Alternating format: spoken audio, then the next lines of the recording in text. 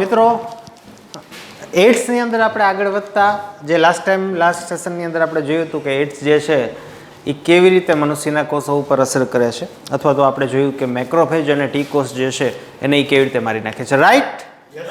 Okay, ચાલો હવે આગળ ખૂબ જ ઇન્ટરેસ્ટિંગ વાત આપણે સમજવાની છે.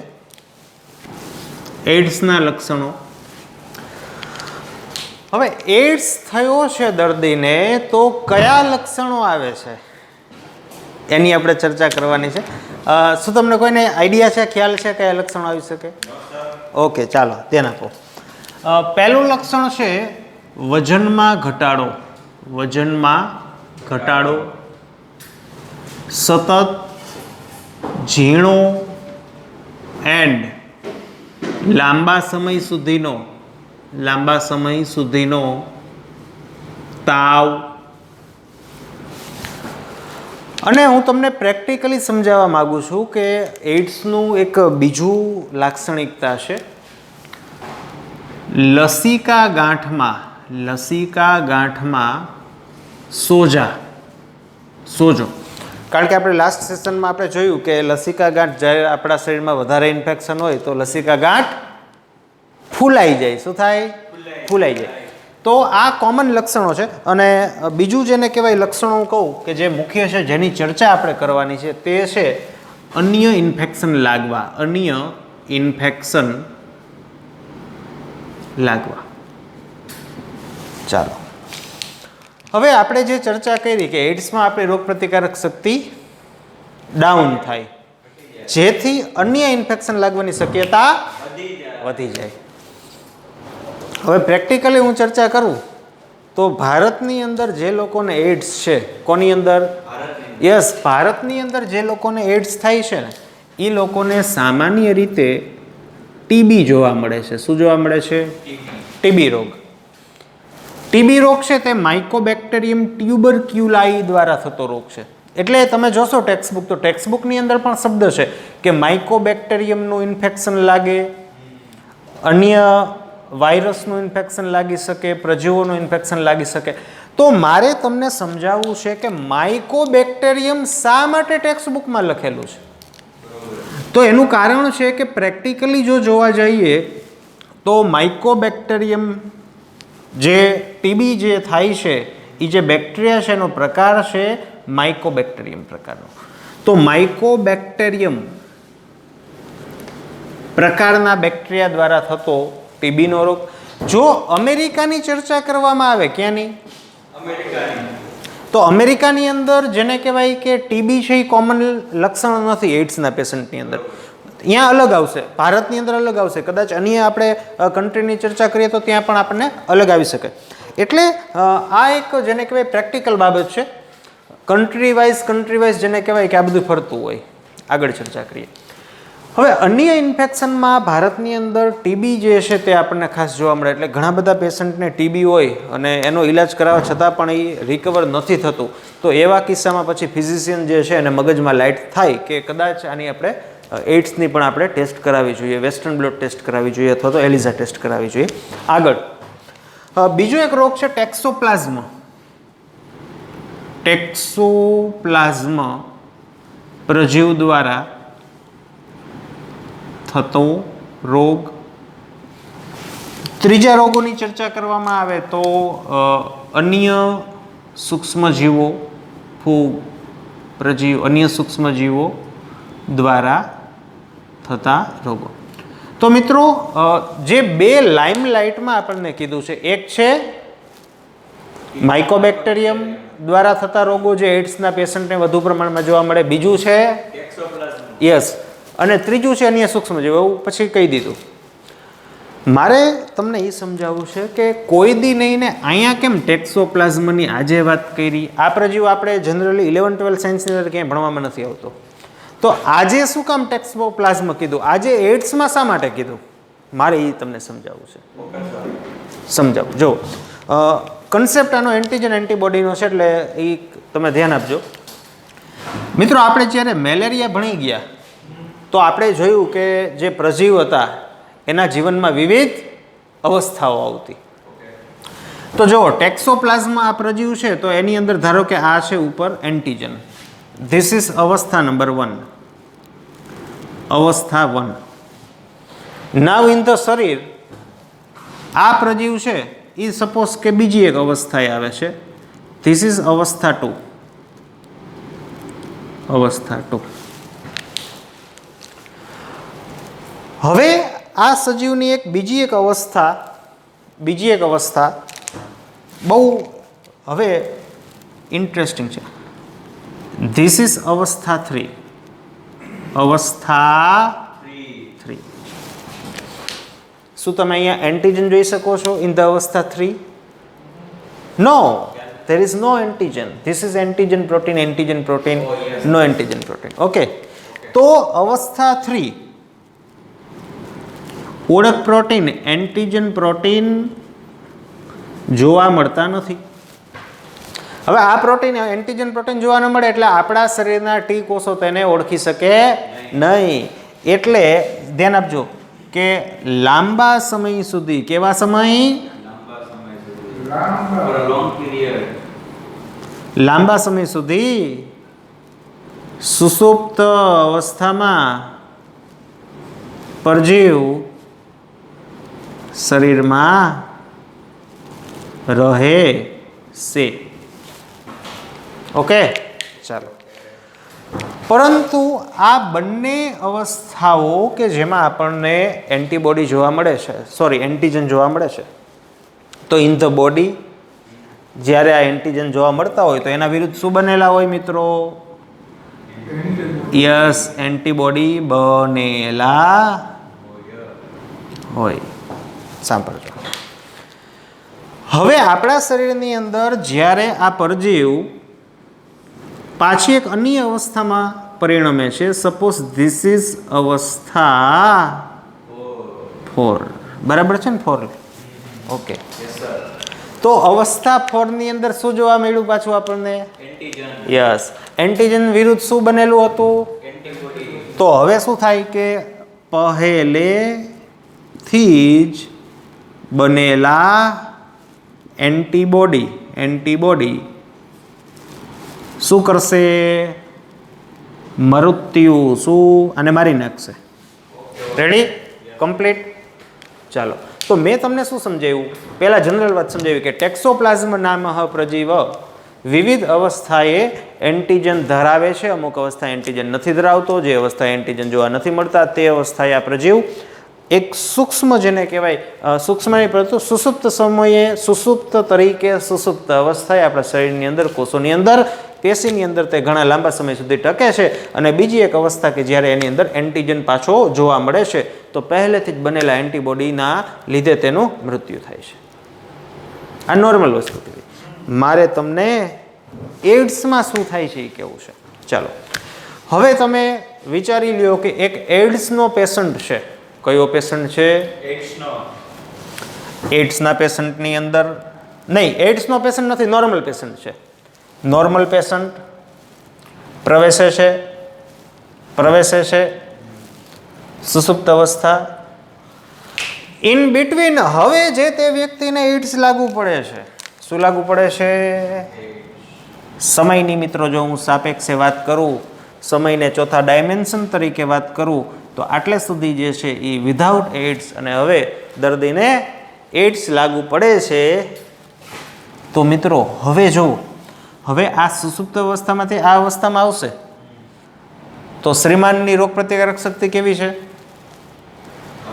ઓછી છે ને, એડ્સ છે. તો આને શું થાય? શ્રીમાનને શું થઈ જાય? રોગ લાગુ પડી જાય. જો નોર્મલ હોત ને તો ન પડે. શું કામ? તો પહેલાં આ બનેલા હતા ને બધું એની એક્ટિવ હતી, ઇમ્યુન સિસ્ટમ એક્ટિવ હતી. હવે લાગુ પડી જાય. રેડી? તો ટેક્સોપ્લાઝમ શું છે, શા માટે આ શબ્દ જે છે એનું પ્રયોજન આની અંદર કરવામાં આવ્યું છે એની આપણે નોંધ લીધી, અથવા તો એ શું કહેવા માગે છે આપણે જોયું. ચાલો આગળ જોઈએ. તો આ આપણે જનરલ જોયા કે એના લક્ષણો શું છે. હવે યસ, હવે આગળ જોઈએ આપણે.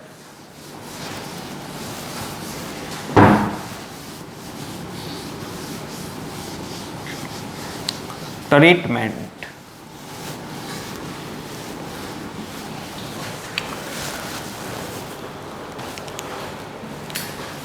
ટ્રીટમેન્ટ. મિત્રો, એક બહુ સરસ શબ્દ આની અંદર કીધો છે આપણને. શું કીધું છે સાંભળજો, કે ન્યુમોનિયા, ટાઇફોઇડ, શરદી વગેરેની જેમ આ રોગ અજાણતા જ ફેલાતો નથી.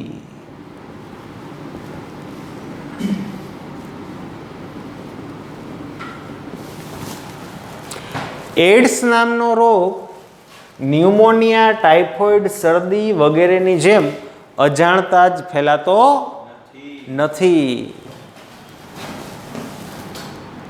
તે જાણતા જ ફેલાય છે. બહુ સરસ શબ્દ કવિ કહી ગયા આપણને. અને બીજું એક શબ્દ બહુ સરસ આપ્યો છે કે અવગણનાને લીધે ન મરો. અવગણનાને લીધે ન મરો. શું કહેવા માંગે છે અહીંયા? હું તમને કહું કે મિત્રો, આજે ન્યુમોનિયા થાય, ટાઇફોઇડ થાય, શરદી થાય, તો શું તમને ખબર પડે? ન પડે. સમજાવું કે આજે ન્યુમોનિયા માટે જવાબદાર, શરદી માટે જવાબદાર કે ટાઇફોઇડ માટે જવાબદાર સૂક્ષ્મજીવો કે જે પાણી, ખોરાક થ્રુ ફેલાય, ન્યુમોનિયાની અંદર હવા દ્વારા ફેલાય, તો એ તમારા શરીરમાં આવી જાય એની તમને ખબર પડે ન? શરદી તમને જાણી જોઈને થાય? કોઈ પેશન્ટ અહીંયા તમે આમ મોઢું અહીંયા નાખશો શરદી થવા માટે, ન્યુમોનિયા થવા માટે? નો, તે અજાણતા થાય છે. પણ આજે આપણને ખબર છે કે એડ્સને અટકાવવા માટે કયા પ્રિકોશન લેવાના હોય. રેડી? એડ્સને અટકાવવા માટે કયા પ્રિકોશન લેવાના હોય એ આપણને ખબર છે.